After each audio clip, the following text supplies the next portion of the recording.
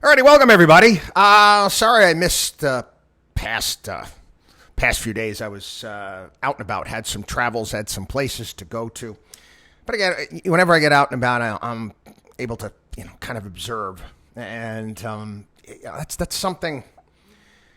It's something that I wish people did more of. Use their own heads, use their own minds, use their own vision to see what's truly happening, what's going on all over the country. You're being told one thing by the powers that be. You've been told many things by the powers that be. We like to call it conventional wisdom. And conventional wisdom's poison. Poison. It was a conventional wisdom a year ago that inflation was transitory. That was a conventional wisdom. All of these people that went to Ivy League schools and got PhDs in economics that have spent their entire lives working at the Fed were wrong, and we were right. How is that possible? Do they still have jobs? How can you be so flippin' incompetent and still hold your job? You got one thing you got to do, and you can't get it right, and you consistently get it wrong. Well, again, I talk about the economy at large. You got a lot of people out there, experts, Wall Street experts, analysts out there trying to tell you what they see next for the economy. Let's start off with the polls, what people think. Americans are none too happy about the economy right now. And why? Why? It's real simple. It's my Mike Tyson body blow theory of economics. Okay? I should patent that. I should trademark that, for crying out loud. Mike Tyson, back in the day, and again, I'm a boxing fan, he would hit you so bloody hard, these body blows. He'd break people's ribs. Go on YouTube and watch, see how hard this guy hit, if you're not familiar with boxing. But anyway, that's what it's like. That's what it's like for the American consumer, the American that goes to the pump and goes to fill up. It's like getting hit. It's like, pow, pow. Up, $6 milk. Pow. And they know what the prices were not too long ago and what they have to absorb now. And else in the back of your mind, you start thinking about all that money you're spending on this stuff, which you have to. These are things you have to have. Got to get from point A to point B. You've got to eat. And what you could be doing with that money. Now, this is the reality right now. However, hotels I've been to full airports, full airplanes, full. Interesting. As well. You want to sound too crude here? Listen. You go into a men's room, and usually in front of the urinal, they got like for the guys, they have a funny picture. Or they might give what the specials are for the week or what bands are playing at whatever establishment it may be. Now it's help wanted. Help wanted. One of the airports I was in, actually having a big party with a band. They were advertising it at the airport. Job fair with a band and food. Walking along the Sarasota Bayfront. This past week. They got a really cool bar right there along the water. It's an absolutely gorgeous spot. $1,000. $1,000 signing bonus for line cooks. For line cooks and dishwashers. Jeez, I remember I was making $2 an hour to wash dishes. I'm not kidding. Now, a lot of the experts out there, you're seeing them make comparisons to what we're going through today and the Fed raising rates and quantitative easing and all these things. Again, I have no problem with them doing. They have to do that. And making the comparison to stagflation in the 1970s. Maybe remembers the 1970s, was the employment picture in the United States like this? Now, again, there's companies warning out there that, guess what? They might be laying some workers off. They might be slowing their hiring. Again, anybody going to have a difficult time finding a job? Still, there are millions of job openings above and beyond people looking for work. And it's always been my point, the most dire part of an economy is when you can't work, when you can't find a job. There's that song by, I love singer Sade, Feel No Pain. Can't find a job, been looking for work for so. It's not the case. And even situations where, and again, I grew up, and even when I was, started off almost working 2-3 jobs, I did whatever I had to do. If you need to, because, you're getting hit and your family's getting hit because of this higher inflation, you can go work a shift or two on the course of a weekend. If you have to. That's available to people now. And again, that's different. History doesn't repeat itself. It most certainly rhymes, but these are some things that you need to point out. Now, let's talk a little bit about energy companies. There was a commentary, opinion piece today. Wayne Stoltenberg, Merrill Matthews, Wall Street Journal, why energy companies won't produce. Pretty much a watchdog on Wall Street echo chamber. Why do you think? Why won't energy companies produce at this point in time? Why do you think that might be? I mean, just last fall, you had all these Democrats in Congress coming after them and upset that they weren't cutting production back even further, like Europe is doing. Ro Khanna, that mental midget out from California. Europe's doing it. They're cutting back production. Why aren't we cutting back production? Shut up, man. What? You're the CEO. You're the CEO of XYZ Energy Company.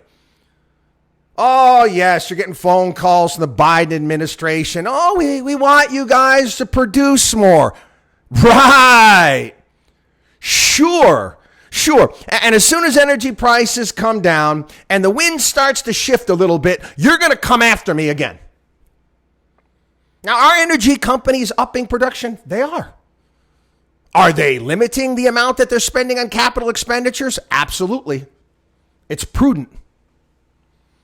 Again, they don't know what the terrain is going to be. They know that Joe Biden is in office at this point in time. You want to talk about a thick-headed SOB, for crying out loud. Still won't move on pipelines. Still will not move on pipelines. We have to get from point A to point B. And I noticed even the talking heads, and they skew to the left on CNBC. No doubt about it. They're talking about, yes, we've got to get from here to there, but how are we going to go about doing that? Where everybody was all in electric this, electric that. Okay, great. Electric this, electric that. How do you get there? We don't have the material. We don't have the charging stations. All right, you want to get to that point in time. Okay, we got to figure out a way to do it. And they haven't do it. They're shoving it down everyone's throat. They're trying to put a square peg in a round hole. And we're dealing with it. I got a kick out of this. Cadillac announces their new electric car, the Cadillac Celestiq. $200,000 starting price. Yeah. Oh, yeah. They're going to remake Vacation, and Clark Griswold is going to be driving that with his family rather than the family truckster.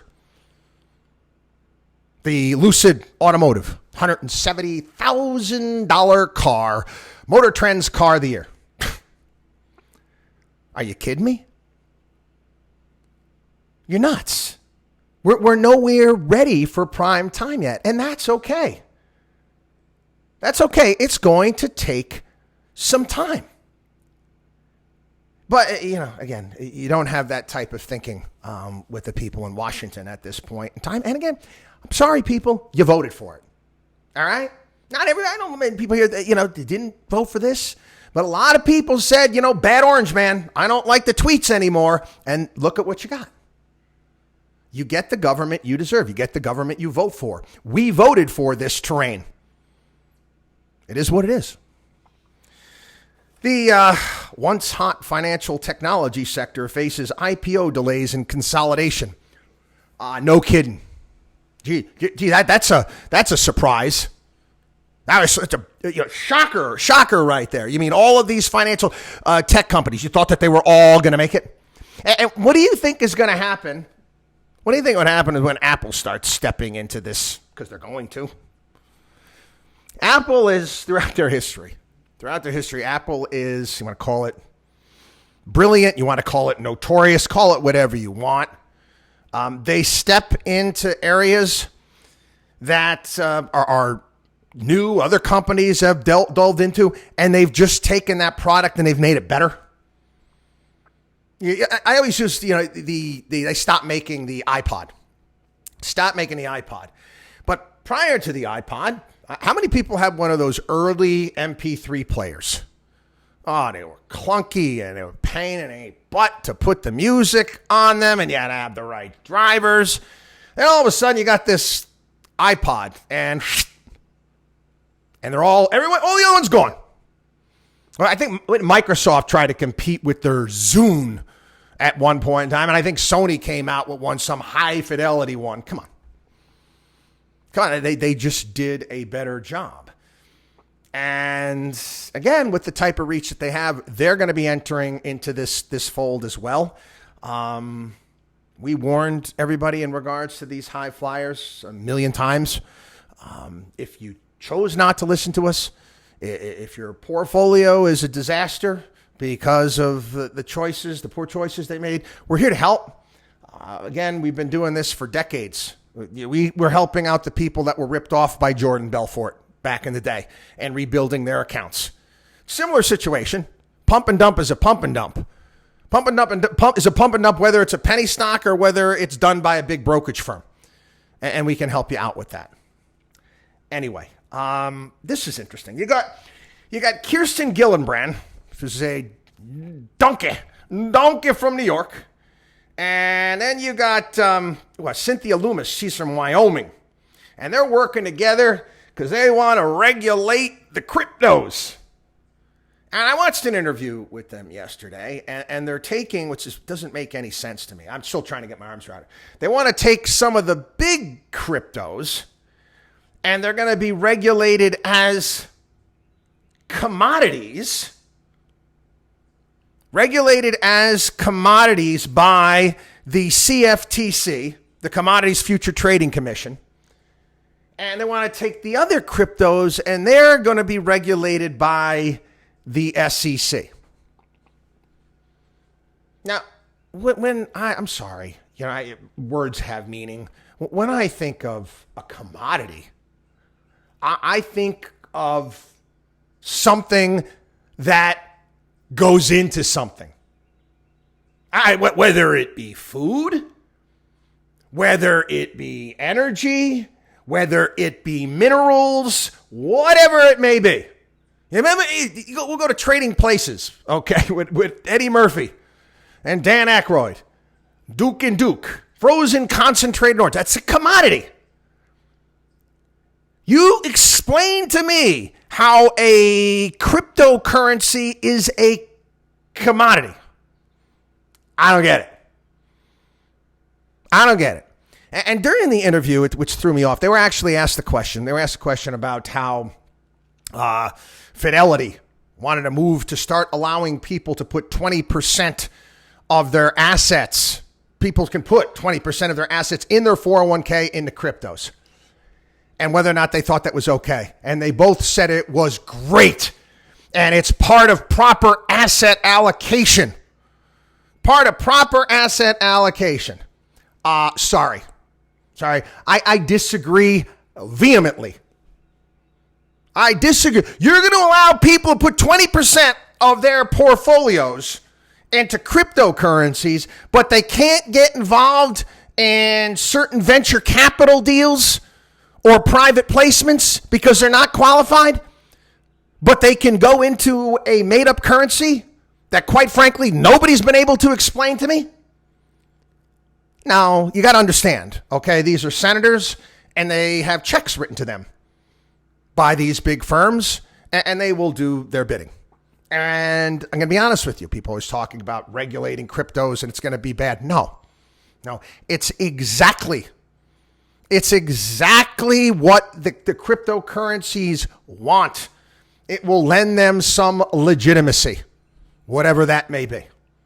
Anyway, it's fine. Hey, listen, you want to take a tiny little portion and speculate, fine. But I'm sorry, you don't speculate in your 401k.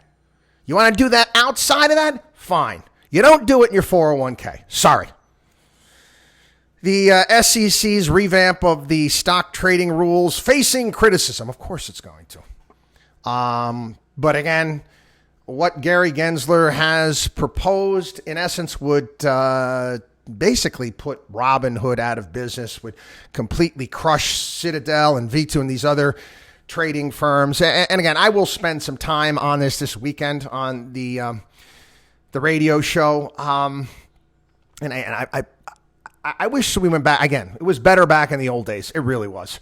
You had the New York Stock Exchange, you had the NASDAQ, and you had a couple of the small regional exchanges here and there. The system was better. And without a doubt, we've railed against high-frequency trading and front-running trades and the entire industry in of itself. They don't build anything. They don't create anything. They just shave pennies. And you try to explain to me what value is created by that, by just layering middlemen on the in-between. It just, try to explain it to me. Sure, it's made certain guys extraordinarily wealthy. They make movies about this. You know how many movies are based upon that simple premise of shaving pennies here and there in transactions? You can go all the way back. I think that was one of the Superman 3 with Richard Pryor and Christopher Reeve.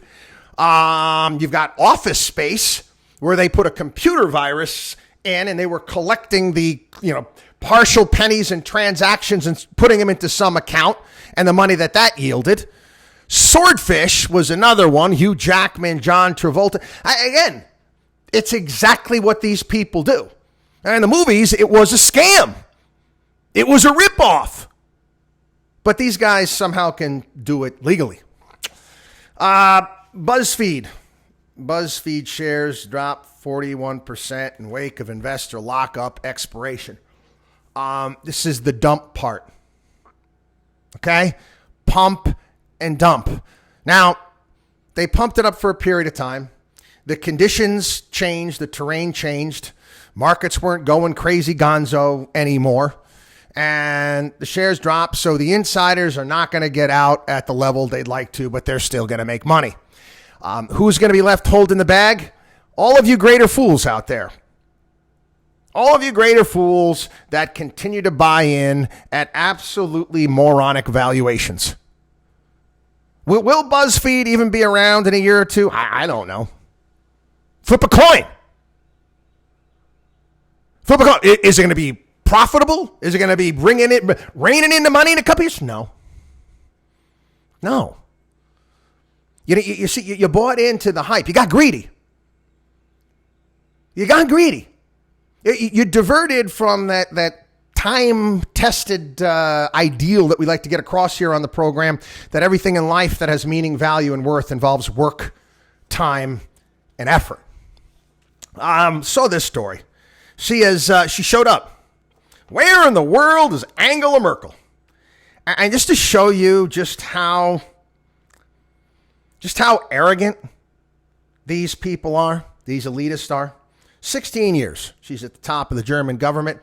She decides to basically, give the finger on a regular basis to the United States because she wants to cozy up and be buddies with Russia and Vladimir Putin. And she had the former chancellor of Germany, who was best buddies with Putin, executive over at Gazprom. And they decide, you know what? And we're going to go green. We're going to shut down our nuclear power plants. We're going to completely say, hey, Vladimir, we're going to buy all of our energy from you. We're going to build a pipeline. We're going to build a pipeline from Russia to Germany to provide this. Now, that's all well and good. But at the same time, you don't fund your military. You don't fund your military. We, the United States of America, as you're a member of NATO, we defend you. And again, we're the morons when it came to this. Even Barack Obama recognized this. Trump actually followed through with some serious rhetoric. He said, Trump, the Europeans don't like us anymore. Oh, it's like a little kid. The little kid, and you take away their video game because they've been playing too much. I don't like you anymore. Same crap. Same attitude. She actually came out. She talks about regrets. I don't blame myself. I have tried to work in the direction of preventing mischief. And if diplomacy doesn't succeed, this doesn't mean that it was therefore wrong. Yes, it does. You were wrong. That's exactly what it means. You were wrong. What you did was, she's actually coming out saying, I'm sorry. These were my intentions, didn't work out that way, so I can't be wrong. How freaking arrogant can you be? This is who these people become. And it completely grosses me out time and time again. Anyway, I did my Money Minute on this yesterday. I know I constantly making fun of ESG crap here on the program. Well, I got smacked upside the head by ESG, my friends. I did. I got smacked. I get word from compliance that one of the top things the SEC is looking into this year is ESG compliance. And I'm saying to myself, you've got billions of dollars of crypto fraud. I'm constantly dealing with senior citizens being ripped off all over the country. Scam after scam after scam. Yet the SEC is going to concern itself with ESG and making sure that firms like mine are compliant with ESG, whatever the bleep that is. I got an idea. Why don't you worry about firms and whether or not they're ripping their clients off? Just saying. Oh, you're going to come in and you're going to check to see how much toner I use? I don't even know. But the funny thing is that I have to buy insurance now. Yeah. I have to buy insurance because they're various different. I have to deal with clearing banks. Fidelity, Pershing, Schwab, various different, because we've got offices around the country and people are joining all the time. Now these clearing banks are forcing us to buy insurance to make sure that we're ESG'd up enough, I guess, in case that we're not. Whatever the blank that means. What a freaking scam. What a racket that they have put together in utter bullshit. ESG insurance. Yeah, it reminded me of, remember there was that great Saturday Night Live skit from years ago with Sam Waterston from Law & Order, the robot insurance. Oh my God, that was a good one. Anyway, Twitter is giving up the goods when it comes to the information on spam and fake accounts. They're going to allow Elon Musk to check it out. Allow him to check it out. They say that it makes up less than 5% of what's on there. I find that hard to believe, but I guess they're giving the information up. They want this deal to go through. We'll see what Elon Musk comes up with. This I wanted to touch on. Again, this kind of just shows you just how corrupt. Let's talk about the watchdog on Wall Street axis of evil, big business, politicians, the media, and how they work hand in hand to further their own needs, and how you get these jobs in government, you work your way up. And this is most certainly true of the military brass. We see this time and time again. They leave their positions and generals and whatnot, and they go and they work at consulting firms. They go and they work at defense contractors. They go and work at think tanks where they have all of this influence and they can get paid. It's a story of, actually, this is huge. This This is pretty big. 4-star general John Allen. John Allen looks like he had his hand in the cookie jar when it came to Qatar, whatever the hell you want to call it. He was actually, working as a lobbyist, even though he didn't register as a lobbyist. He works at the Brookings Institute, and he was influencing heavily the Trump administration in regards to their position with Qatar and Saudi Arabia. There's that song from way back when, the late Glenn Frey. It's part of his solo stuff that he had, Glenn Frey from the Eagles. And a song they used in Miami Vice years ago, Smuggler's Blues. The lure of easy money, it's the smuggler's blues. It's the lure of easy money, it's the elitist blues. Now, I don't know what's going to happen with this fella. He'll probably get a slap on the wrist, probably have to leave the Brookings Institution. But, hey, listen, you're dealing with commodities. You're dealing with the spigot. And this is, again, I try to explain this to people so they get their arms around it, because we talk about wealth in this country. We talk about wealth in this country in regards to, okay, Jeff Bezos is worth this, and Elon Musk is worth this, and Bill Gates is worth this. And it's in the stock that they have in their company. And certain Microsoft pays a dividend. Certain companies pay stock. We just saw the Walton, one of the kids from the Walton family, ponying up over $4 billion for the Denver Broncos. Why does he? Well, he's going to have to sell stock, or he sold it already. Plus the dividends that he's getting from Walmart that they've gotten over the years, which allows him to pay for that. When you're talking areas of the world, Middle East, also, Russia, Kazakhstan, Ukraine, all of these areas that are commodities built, it's a spigot. It's like turning on a faucet and money pours out. Now, when they say Jeff Bezos is worth whatever, X, it's on paper. It's not a spigot, okay? It's not. He has to go and he has to sell his stock. And when he sells his stock, what happens? He's got to find a buyer for that stock.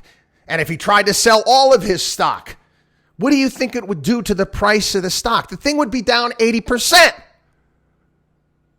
It would take, because again, there wouldn't be enough buyers and everyone would walk away and the thing would collapse. Little different when everybody needs to pump gas or they got to put food into their mouths. It's a completely different world as far as money is concerned. Again, people will think about that entire area as like a faucet with money coming out of it. Anyway, have a wonderful day. Everybody, good to be back here with the podcast. God bless. WatchdogOnWallStreet.com. We'll see you.